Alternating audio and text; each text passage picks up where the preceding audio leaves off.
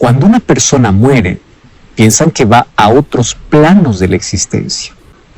El hinduismo cree en el samsara, que significa que la vida presente es el resultado de existencias anteriores a través de la ley del karma. Que el ciclo de vida y muerte solamente será quebrado cuando la persona experimente la moksha, o sea, la liberación de la samsara. Entre los judíos, la creencia de la resurrección es fuerte, aunque algunos también creen en la reencarnación, mientras que los católicos creen que cuando alguien muere va al cielo, o al infierno, o al purgatorio, que es un supuesto lugar intermedio entre el cielo y el infierno, donde las personas sufren y allí pueden purificarse. Y bueno, ahí va a depender de tus obras para que vayas a ese lugar. La mayoría de iglesias protestantes creen que los salvados van al cielo inmediatamente después de la muerte y que los malos serán quemados eternamente en el infierno después del regreso de Cristo. Tantas ideas, tantas opiniones, tantos argumentos. Sin embargo, de acuerdo a la Biblia, los muertos están en un estado de inconsciencia, en la sepultura, hasta que Dios los resucite. Ellos no saben nada, no piensan nada, no hacen nada. Por eso es que la Biblia compara a la muerte como un sueño.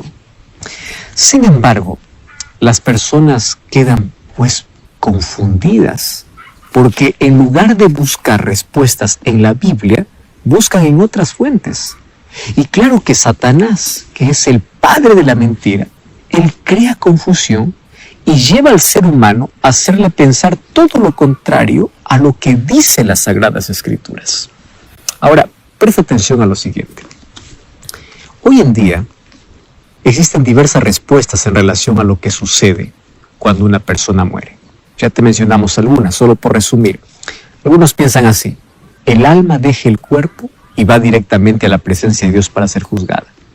Otros dicen así: las almas de los creyentes pasan inmediatamente a la gloria, mientras que sus cuerpos quedaron allí en la sepultura.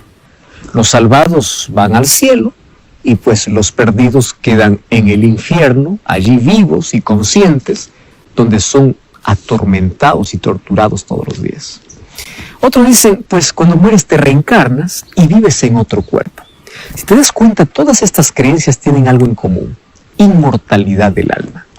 Y sabes que este fue el primer sermón del diablo en el jardín del Edén. Él contradijo a la palabra que Dios había dicho en el Edén. En Génesis 2:16 Dios había prohibido: el día que comieres del fruto prohibido vas a morir, dice Génesis 2:17. Pero el diablo, en Génesis 3:4 registra que le dijo: no moriréis. Es decir, aunque vayas a la sepultura seguirás vivo. Algo de ti continuará vivo. Jamás morirás. Eso es la mentira del diablo. De allí sale el concepto de que cuando el ser humano va a la sepultura, pues sale el alma.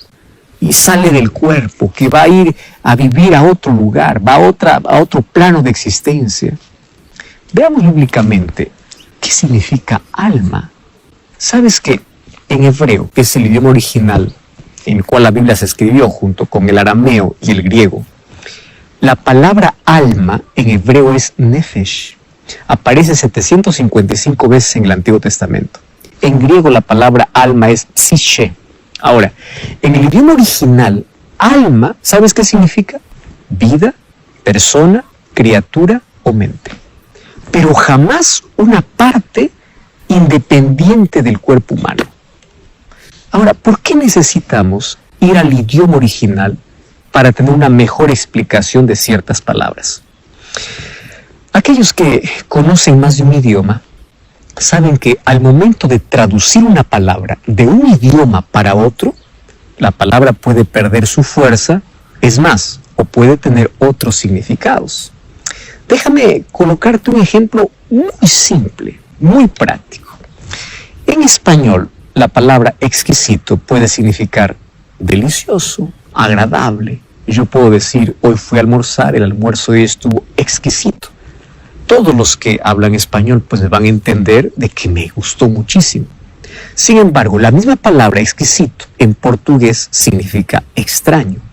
Si yo uso la misma palabra, pero para las personas que hablan portugués van a entender que lo que yo comí no estuvo bueno, que no me gustó, que fue extraño. Fíjate una cosa, para unos una palabra puede alegrarlo y para otros la misma palabra puede entristecerlo, porque va a depender del contexto, va a depender del idioma en el cual se diga la palabra. Ahora, ¿por qué te estoy diciendo todo esto? La Biblia fue escrita en hebreo, arameo y griego. No fue escrita en español. Entonces, cuando leemos la Biblia, tenemos que entender cuál era el pensamiento hebreo. Tenemos que ir al idioma original para poder encontrar su verdadero significado. Porque hay muchas palabras que pueden ser entendidas en nuestra cultura, en nuestro pensamiento occidental, en nuestras creencias. Entonces, la misma palabra que en el oriente significa una cosa, en el occidente puede tener otro significado. Por eso es que hay mucha confusión con la palabra alma, con la palabra infierno, porque significa diferente a lo que pensamos. La palabra alma entonces significa vida, persona, criatura o mente. Entonces, cuando yo leo en la Biblia la palabra alma, la Biblia no me está diciendo que es algo que sale del cuerpo. Eso es una mente occidental, contaminado por la filosofía griega. Cuando tú entiendes esto, entonces desaparece la confusión con muchos textos que muchos allí toman para poder fundamentar la inmortalidad del alma. Por ejemplo, Mateo 10:28. Jesús dice, no temáis a los que matan el cuerpo, mas el alma no puede matar. Temed más bien a aquel que puede destruir el alma y el cuerpo en el infierno. Alguien dice, ya ven, aquí el alma es una cosa, el cuerpo es otra cosa. Alma aquí significa vida. Lo que Jesús está diciendo es así. Tú no debes temer a los que matan el cuerpo, pero no pueden quitarte la vida. ¿De qué vida está hablando? Vida eterna. Teme a Dios, quien puede destruir tu cuerpo y toda esperanza de vida eterna. Porque eso es lo que significa el idioma original. Otros toman Apocalipsis 6, 9 y 10, cuando dice, vi las almas debajo del altar. Mira, en Apocalipsis encontramos muchos elementos simbólicos, por ser un libro profético. Por ejemplo, ahí aparece la muerte cabalgando en un caballo y el Hades le seguía. Tú no puedes tomar esto de manera literal. Claro que esto es simbólico. Ahora, ¿qué significan las almas debajo del altar? En el Antiguo Testamento, el altar era el lugar donde se ofrecían sacrificios y la sangre se derramaba al pie del altar. Estas almas de Apocalipsis representan las vidas de los mártires. Esa sangre que clama son esas vidas que claman simbólicamente. Recuerda que en Génesis 4, 9 y 10, Dios le dice a Caín, la sangre de tu hermano clama. ¿Eso era literal o era simbólico? Claro que era un lenguaje simbólico, porque la sangre no puede clamar. Ese mismo simbolismo se usa en Apocalipsis. Cuando encuentras aquí términos como le salió el alma, está diciendo, le salió la vida, acabó de morir. Cuando hay otros textos que mencionan que dice, y volvió el alma, pues volvió la vida, porque eso es lo que significa alma, persona, vida o mente. Por eso el apóstol Pablo, 1 Tesalonicenses capítulo 5, versículo 23, él dice que el mismo Dios os santifique, espíritu, alma y cuerpo. O sea, que tú puedas ser santificado completamente. Aquí alma se refiere a ¿qué? A mente, a todos los aspectos de la vida, físicamente, mentalmente y espiritualmente. O sea, la santificación es completa, incluyendo tus sentimientos, incluyendo tus emociones. Ahora entiendes cómo muchos textos, cuando vamos al idioma original, vamos a entenderlo de manera diferente. Ahora, esta idea de que existe alma fuera del cuerpo no es bíblica, sino que en las culturas paganas antiguas ya se proclamaba. Tú sabes que los antiguos egipcios creían que el espíritu o alma de la persona continuaba viviendo después de la muerte, que continuaba teniendo los mismos gustos y las mismas necesidades de una persona viva. Por eso es que cuando entre los egipcios, cuando ellos morían, pues allí en el ataúd o allí en su tumba los llenaban de alimentos y de dinero para una mejor vida más allá. Los griegos recibieron este pensamiento y le dieron un toque filosófico. Y claro, desde allí pasaron a todas las generaciones. Platón, por ejemplo, en su obra La República, termina con una leyenda, la leyenda de Er. Él dice así, Er murió en una batalla Y cuando los cuerpos de los soldados fueron recogidos 10 días más tarde, el cuerpo de Er no estaba descompuesto. Bueno, resulta que después de 2 días más, Er resucitó, y cuando resucitó contó todo lo que había visto en el otro mundo. Según la leyenda, cuenta que el alma de Er dejó el cuerpo y viajó en otras esferas. Pues llegó a un lugar misterioso donde había 2 aberturas en la tierra separadas una de la otra. Y entre esas aberturas, él dice que habían jueces que ordenaban las almas de los justos que estuvieran a la derecha y subieran para el cielo, y las almas de los impíos que estuvieran a la izquierda para irse debajo de la tierra. Ahora, de estas 2 aberturas, él vio almas limpias y almas sucias, unas que llegaban del cielo y otras de debajo de la tierra. Y allí ambos grupos venían contando experiencias que habían pasado. El primer grupo hablaba de las delicias del cielo, mientras el otro grupo hablaba de los horrores del infierno.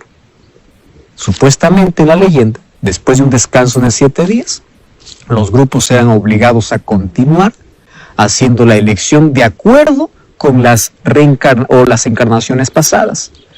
Algunos se volvían pájaros, otros animales, etc. Cada uno allí bebía el agua del olvido que eliminaba la memoria de su vida anterior. En ese punto, dice la leyenda, que él se despierta. Sócrates concluye así: el alma es inmortal y es capaz de soportar los extremos del bien y el mal. Ahora, por increíble que parezca, los griegos creían en estos mitos. Tales ideas incluso invadieron el judaísmo y llegaron hasta el cristianismo. ¿Tú sabes que en tiempo de Jesús muchos fariseos ya creían en la inmortalidad del alma? Al paso que los saduceos decían, por ejemplo, que el alma muere con el cuerpo. Ellos no creían en la resurrección. Por eso es que Jesús dijo: tengan cuidado con sus enseñanzas, en Mateo 16, 11 y 12. Tengan cuidado. Platón también enseñó que cuando una persona muere, el espíritu se liberta del cuerpo. Platón decía: el cuerpo es la prisión del alma. Ahora, te recuerdo una cosa: esto no es Biblia, esto es filosofía. Y hoy su memoria es puesta en olvido. También su amor, su odio y su envidia acabaron. Nunca más tendrán parte debajo del sol. Por eso el versículo 10 dice: todo lo que te viniere a la mano para hacerlo, hazlo según tus fuerzas. Porque en el Seol, la sepultura, donde tú vas, no hay obra, no hay trabajo, no hay ciencia, no hay sabiduría, o sea, no hay nada. La Biblia es clara y categórica al afirmar que cuando el ser humano muere, se acabó todo. La persona que muere queda en un estado total de inconsciencia. No tiene ninguna actividad. Mira lo que dice el libro de Job, capítulo 7, versículo 9 hasta el 10. Así como la nube se desvanece y se va, así el que desciende al Seol no subirá, no volverá más a su casa, ni su lugar se le conocerá más. O sea, ellos no piensan más, no sienten más. Cuando vamos a Salmo 146, 4 dice: pues su aliento sale y el polvo vuelve a la tierra. En ese mismo día perecen todos sus pensamientos. ¿Cómo podemos entonces explicar aquellas historias de personas que dicen que pueden comunicarse con sus seres queridos que ya murieron? Personas que dicen: yo pude escuchar su voz, yo pude verlos. Sabes que en la Biblia encontramos una sesión espiritista. Primera de Samuel, capítulo 28, dice que un día el rey Saúl, cuando se había separado de Dios, en su desesperación fue a una pitonisa en Endor para hablar con el profeta Samuel, que ya había muerto. La Biblia dice que Saúl habló con un supuesto Samuel que apareció y le dijo que su fin había llegado. Mas la pregunta es: ¿fue Samuel quien apareció allí? No. Cuando vamos a Primera de Crónicas, capítulo 10, versículo 13, dice: así murió Saúl porque pecó contra Jehová y se rebeló, por lo cual no guardó todos los preceptos y fue a consultar a una adivina en lugar de consultar a Jehová. Si el verdadero Samuel hubiese aparecido para hablar con Saúl, entonces no se contaría como rebelión contra Jehová, porque Samuel era un profeta de Dios. Entonces Satanás, junto a sus demonios, se dedican a engañar a las personas. Pueden tomar la forma de una persona, la voz de quien ya murió, y pues se presentan en las diversas sesiones espiritistas.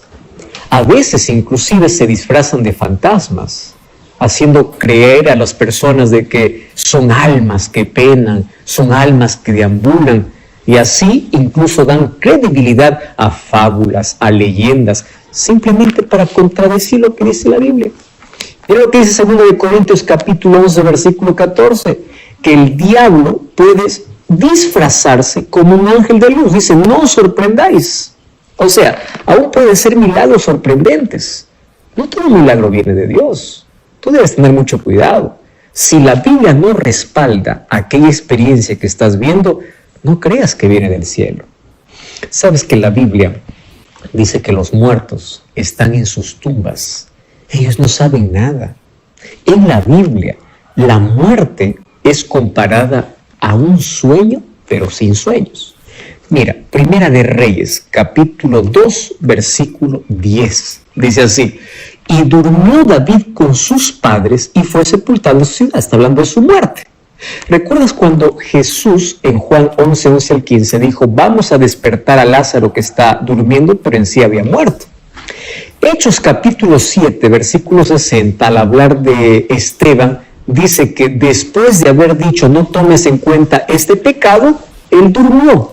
¿Qué está diciendo? Murió, porque él fue el primer mártir cristiano. La muerte es comparada a un sueño, porque un día despertaremos, y ese despertar se llama resurrección.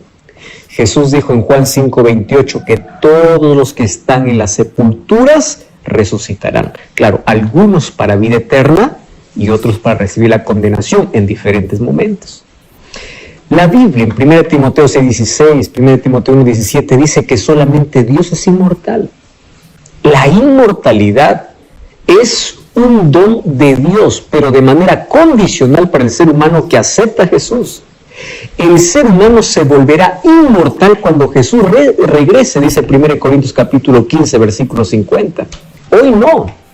Hoy el ser humano es finito, es mortal, es transitorio. Su vida es como la neblina que aparece y luego desaparece.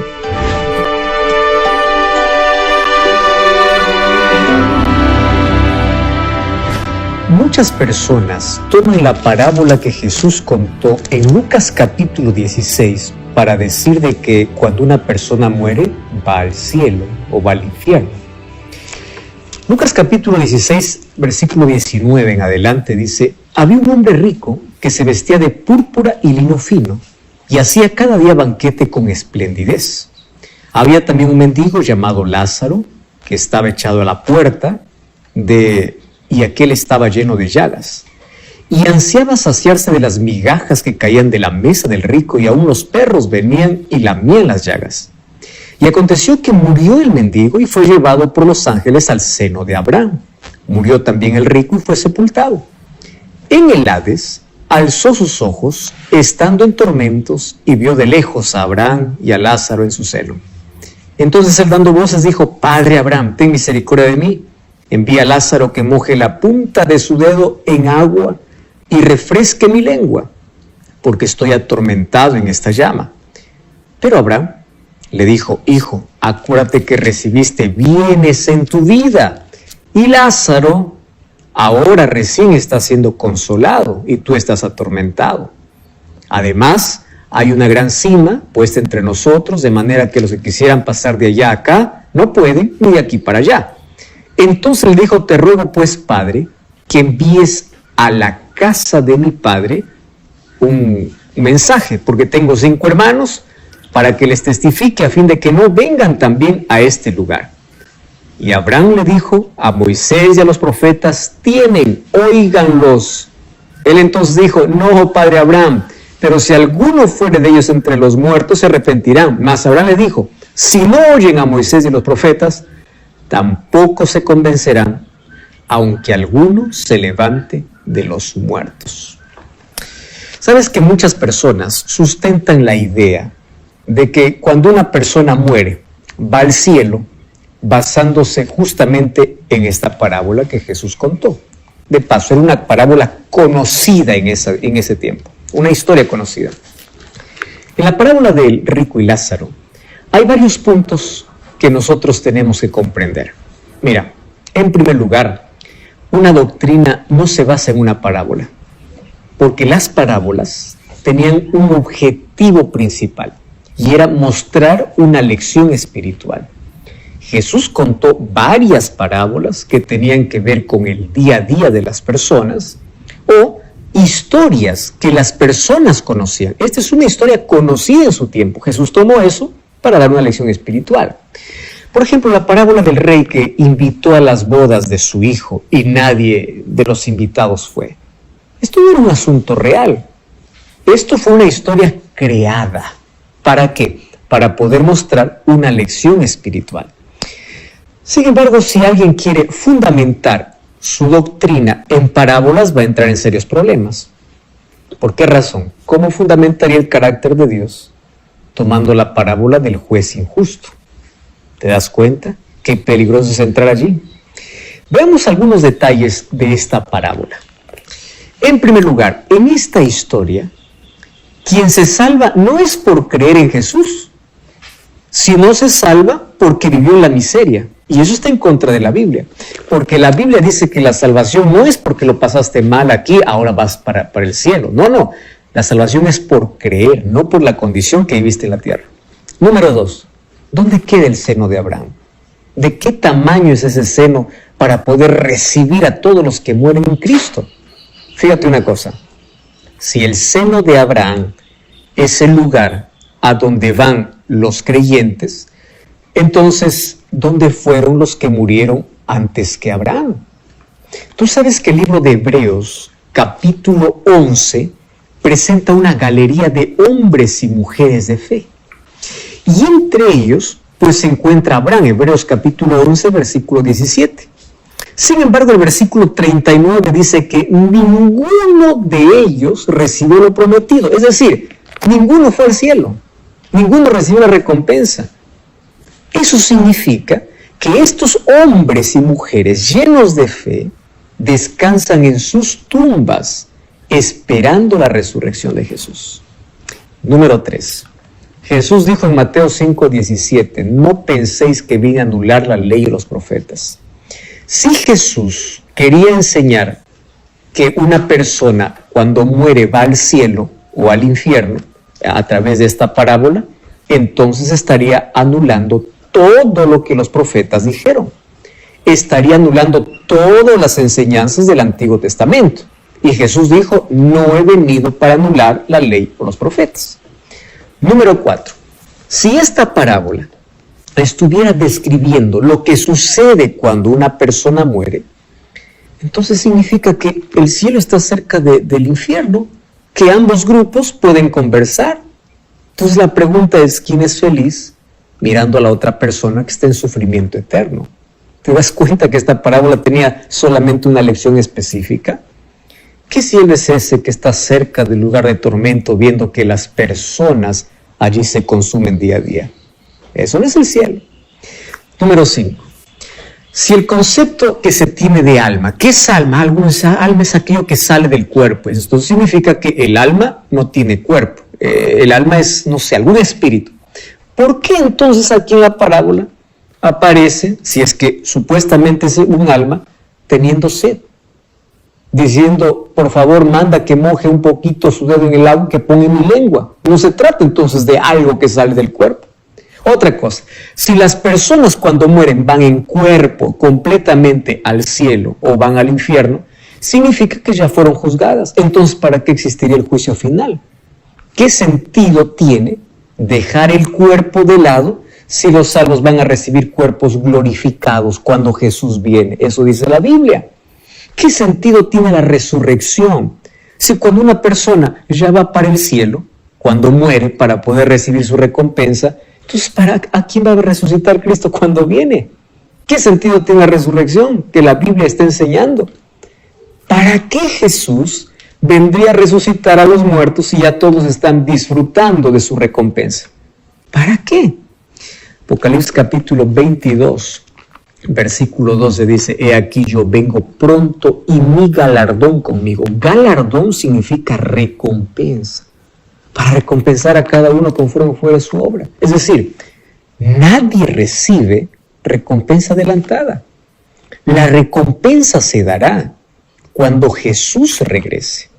Entonces, ¿qué cosa es lo que Jesús quiso enseñar en esta parábola? Número 1, fíjate, presta atención. Los judíos llamaban a Abraham de padre, y ellos obviamente que despreciaban a los gentiles, porque ellos se sentían superiores y con el derecho de salvación. Y aquí Jesús lo que quiere enseñarles es que a las personas a quienes ellos desprecian pueden llegar al cielo. Y ellos que se sienten ricos, con tantos privilegios como el rico de la historia, pueden terminar totalmente perdidos. Esa es la primera lección. O sea, el rico representa a la nación judía y Lázaro representa pues a los gentiles, los despreciados. Los judíos, que decían que tenían a Abraham como padre y a todos los profetas, no vivieron de acuerdo a la voluntad de Dios. Ellos tuvieron tantos privilegios, como en la historia, tantas riquezas, tantos privilegios, pero terminaron perdidos y solo se salvaron a aquellos que creyeron mediante la fe. Ahora, eso es la enseñanza. Jesús usó una historia popular para traer una enseñanza directa. ¿Te das cuenta? Hay muchas personas que toman ese texto para hacer decir otra cosa. Por eso es que Lucas capítulo 16, ahí en el pedido que hace a aquel hombre rico, le dice: por favor, manda para que mi familia se arrepiente y no venga a este lugar. ¿Y cuál es la respuesta? La respuesta es, pues, que ellos escuchen a Moisés y a los profetas. Está hablando de la nación judía. Aquí está la enseñanza real de lo cual Jesús quería enseñar a los judíos. Ustedes aquí tienen tantos privilegios, son como este hombre rico y desprecian a los gentiles.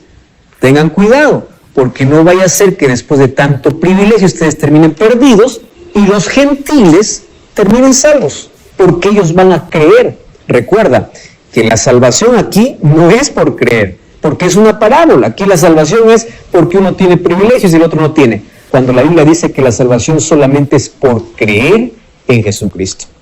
Cada vez que leemos un texto, y hemos analizado aquí qué significa el término alma en los diferentes textos bíblicos, y cada vez que leamos un texto o una parábola, paremos para pensar, analizarlo en su concepto y ver qué enseñanza tiene para traernos aquella parábola o aquel versículo.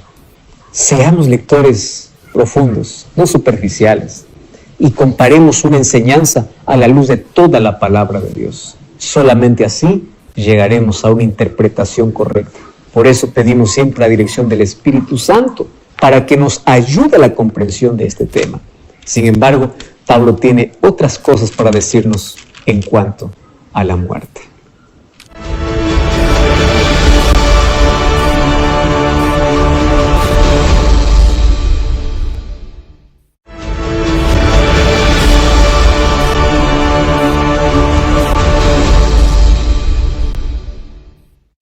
¿Por qué existe todo un esfuerzo por divulgar mensajes que tienen que ver con la inmortalidad del alma, que es contrario a las Sagradas Escrituras?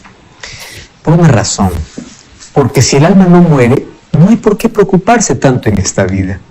Si hacemos bien o mal, pues no hay problema, porque tienes otra posibilidad. Hay otras vidas, como algunos creen. ¿Para qué sirve la salvación en Cristo? ¿Para qué sirve la obediencia a la palabra de Dios si podemos seguir evolucionando? ¿Te das cuenta lo terrible de esta mentira? La Biblia enseña que cuando el ser humano muere, vuelve al polvo de la tierra y el soplo de vida regresa para Dios. La persona no tiene más conciencia. a partir de ese momento acabó todo con su vida, hasta el momento de la resurrección. No se trata de que el espíritu de los malos vaya al infierno, de los buenos van al paraíso, o de los que no son tan buenos van al purgatorio, o estén almas deambulando o reencarnándose allí en otras vidas. Esto es un engaño diabólico. Ya vimos aquí en las Sagradas Escrituras. Los muertos descansan en sus tumbas hasta la venida de Jesús. Job y Pablo y otros pasajes de la Biblia expresaron su fe en la resurrección de Jesús. ¿Sabes?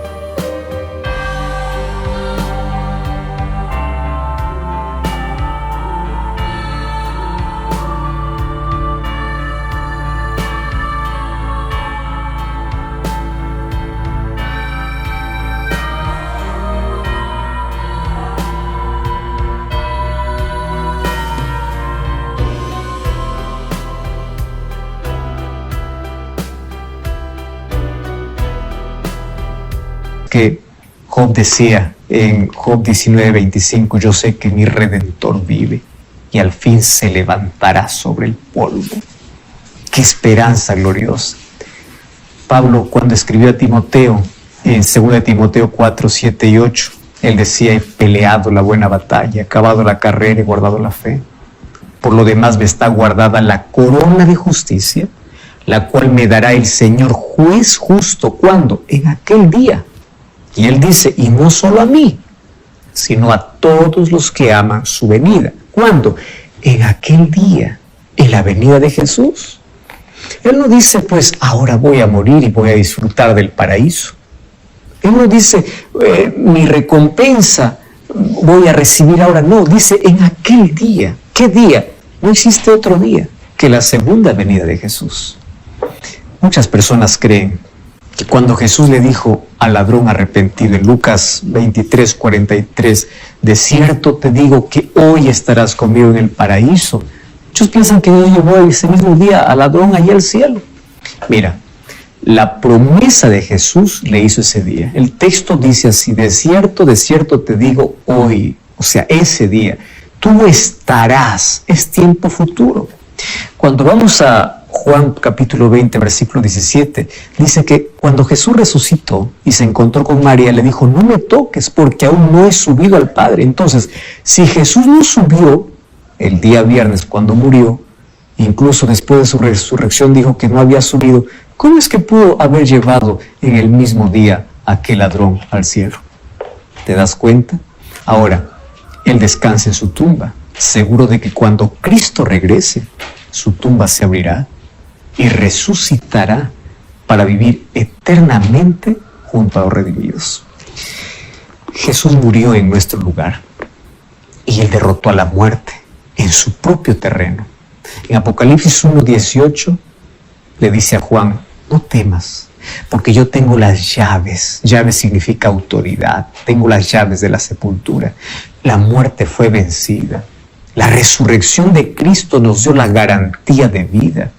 Por eso es que Jesús dijo, el que cree en mí, aunque esté muerto, vivirá, porque yo soy la resurrección y la vida. Querido, déjame decirte una cosa interesante. La muerte no es tragedia cuando hay esperanza. Tragedia es vivir la vida sin Cristo y morir sin Cristo. La muerte no tiene la última palabra. La muerte tiene sus días contados. La muerte no es un punto final, apenas es una pausa, porque cuando Cristo regrese, las tumbas de aquellos que murieron en Jesucristo se abrirán para vivir para siempre. Sabes que el destino final no es la sepultura, es la eternidad. Todos en la vida hemos perdido un ser querido, Y todos soñamos con aquel grande encuentro que nos trae tanta esperanza y sucederá cuando Jesús venga. 1 Tesalonicenses capítulo 4, versículo 13 hasta el versículo 18 dice lo siguiente: tampoco queremos, hermanos, que ignoréis acerca de los que duermen, porque la muerte es considerada como un sueño donde un día vas a despertar. No quiero que puedas ignorar acerca de los que duermen, para que no os entristezcáis como los que no tienen esperanza. No existe mayor fortaleza y mayor consuelo que este texto bíblico. La esperanza hace que tu tristeza pueda ser diferente. Y allí dice: porque si creemos que Jesús murió y resucitó, así también traerá Dios con Jesús a los que durmieron en él. Por lo cual os decimos esto en palabra del Señor, que nosotros que vivimos, que habremos quedado hasta la venida del Señor, no precederemos a los que durmieron. O sea, nadie irá más adelante que otro. No es que un grupo ya está en el cielo disfrutando y el otro no.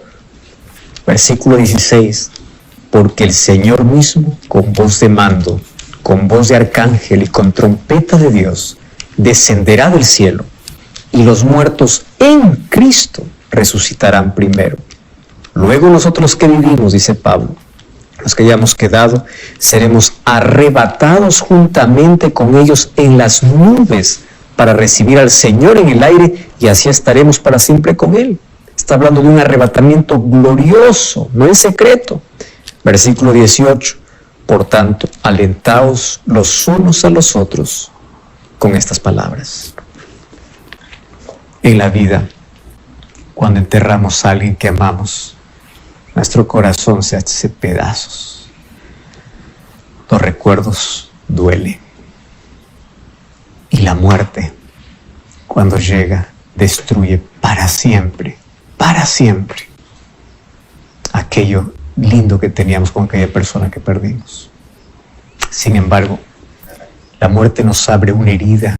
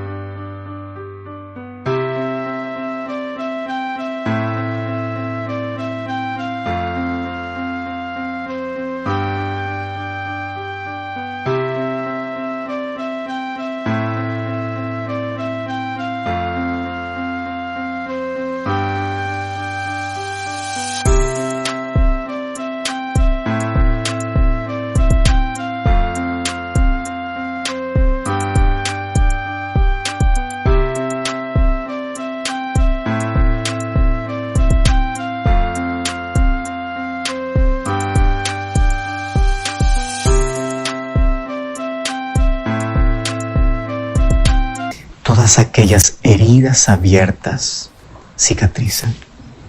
Cuando Jesús venga, no habrá más muerte. Será eliminada para siempre.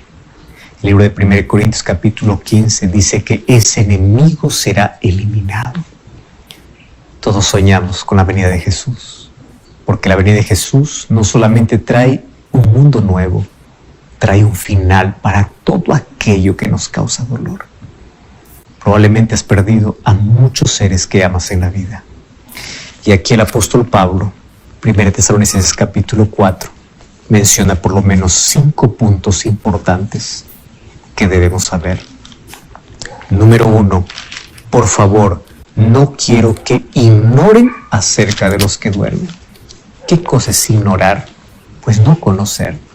Por eso es que el tema de la muerte, aun cuando no lo querramos tocar, aun cuando no querramos hablar, es un tema que necesitamos conocer, porque Satanás ha inventado tanta filosofía, tantos pensamientos, tantos argumentos para hacernos creer lo que no es verdad. Él es mentiroso. Por eso no ignores acerca de los que duermen. El tema de hoy nos sirvió para poder abrir los ojos a eso. Número 2, para que no te entristezcas como aquellos que no tienen esperanza. La esperanza no solamente nos ayuda a lidiar con los problemas de la vida, la esperanza nos ayuda en los momentos más difíciles, en los momentos de dolor, en los momentos cuando parece que hemos perdido todo, en los momentos cuando parece que no hay salida, o en aquel momento triste, cuando pierdes a alguien que amas. No te entristezcas como aquellos que no tienen esperanza. ¿Y cuál es nuestra esperanza? Número 3, Cristo. Porque así como Cristo murió y resucitó, Él es vida y Él dará vida a aquellos que creen en Él. ¿Sabes cuál es la lección importante aquí? Mientras estés en vida, acepta a Cristo. Porque cuando aceptas a Cristo, la muerte hoy puede llegar, pero no más será un punto final. Será apenas una coma, será una pausa hasta el momento que Jesús regrese. Y cuando Jesús regrese, las tumbas se abrirán. ¿Cuál es la garantía de que las tumbas se van a abrir de aquellos que creen en Jesús? Es que Cristo venció la muerte. Él tiene autoridad. La muerte es un enemigo que está vencido y que en breve será destruido. Jesús es vida. Por eso no desperdicies tu vida aquí sin Jesús. No permitas que el tiempo pase, porque la muerte te puede sorprender. Pero si la muerte te sorprende, cuando tu vida está en Cristo, la esperanza es que un día resucitarás para vivir para siempre.